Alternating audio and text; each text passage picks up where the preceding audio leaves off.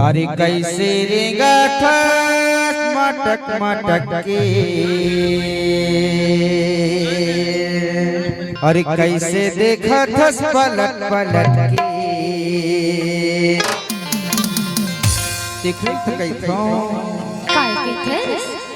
मोर आगू के साढ़ू मन देखा थे तो लगा का थे जाना थस काय कहते अरे कोनो ले ले ही चुम्मा रे,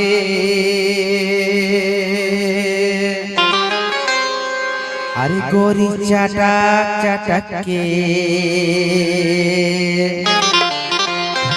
चल है अरे तो ले ले ही चुम्मा रे,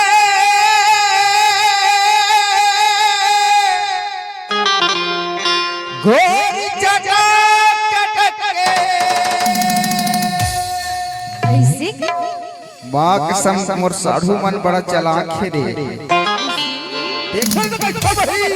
काय कहते अरे कैसे रेगा ठस मटक मटक के, कैसे देखा ठस पलट पलट के, कैसे रेगा ठस मटक मटक के, कैसे देखा ठस पलट पलट के। काय अरे कोनो ले ले ही चुम्मा रे, गोरी चटक चटक के। कोनो ले ले ही चुम्मा रे, गोरी चटक चटक के। कैसे देखा ठस मटक मटक के, कैसे देखा ठस पलट पलट के, कैसे देखा ठस मटक मटक के, कैसे देखा ठस पलट पलट के। ए भाई काय डीजे भीम बोली काय कहते कि तेरे इश्क में पागल हो गया दीवाना तेरा रे, कुछ हो गया अफसाना मेरा रे। कैसे देखा ठस मटक मटक के, कैसे देखा ठस पलट पलट के, डीजे भीम बोली कैसे देखा ठस मटक मटक के, कैसे देखा ठस पलट पलट के। ए भाई काय कि तेरे इश्क में पागल हो गया दीवाना तेरा रे, कुछ हो गया अफसाना मेरा रे।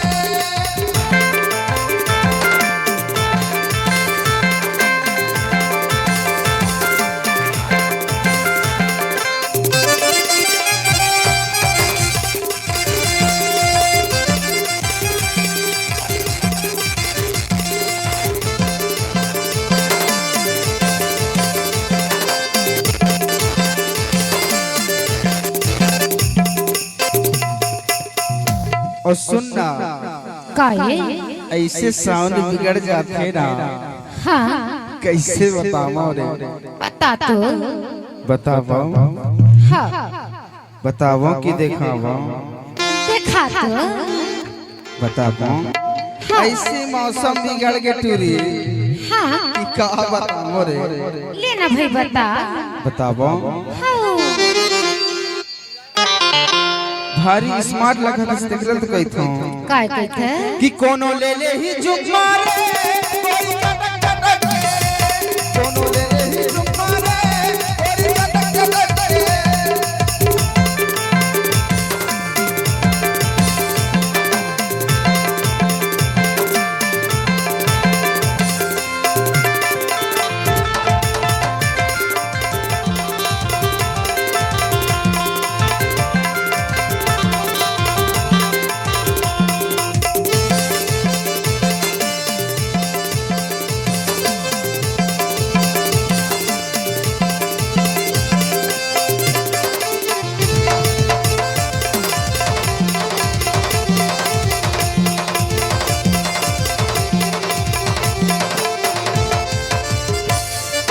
हरे निर्मोही गोरी रे, आगे की नहीं बता दे।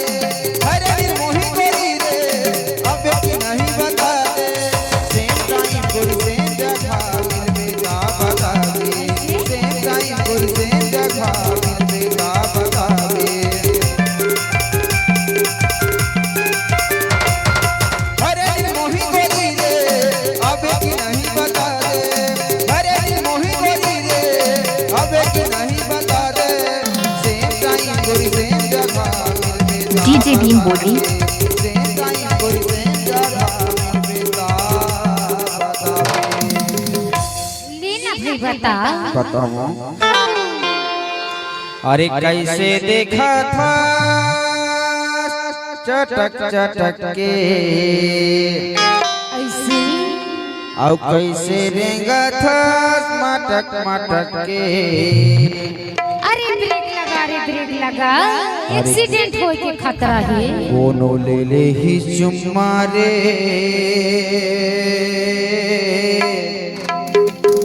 गोरी चटक चटक के। ऐसे का कि कोनो ले ले ही चुम्मा रे गोरी चटक चटक के। कोनो ले ले ही चुम्मा रे गोरी चटक चटक के। कैसे रेंगत मटक मटक के, कैसे रेंगत पलक पलक के, कैसे रेंगत मटक मटक के, कैसे रेंगत पलक पलक के। अरे जाने माँ कसम ये पतली कमर गिला देख के ना हाँ भारी कुछ कहे के मन करते वो।